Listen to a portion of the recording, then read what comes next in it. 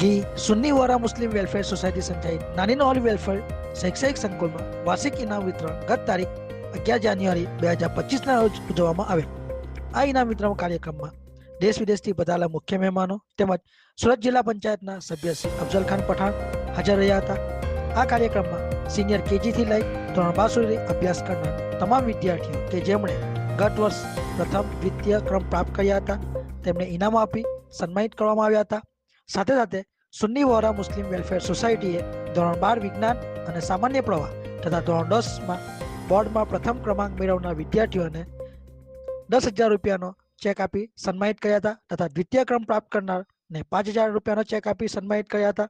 આ ઉપરાંત ધોરણ 12માં 80% વધુ અને ધોરણ 10માં 90% વધુ ગુણ પ્રાપ્ત કરનાર તમામ વિદ્યાર્થીઓને પણ 2,500 રૂપિયાનો ચેક આપી સન્માનિત કર્યા હતા.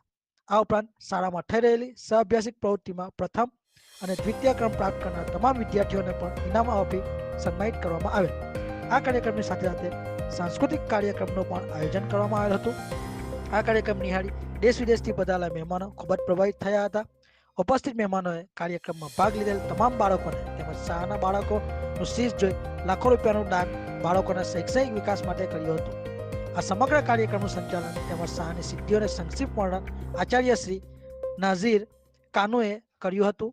સમગ્ર કાર્યક્રમ નિહાળી સોસાયટીના પ્રમુખ જનાબ હનીફ તરકી સાહેબ તેમજ સોસાયટીના કમિટી સભ્યોએ ખુશીની લાગણી વ્યક્ત કરી હતી.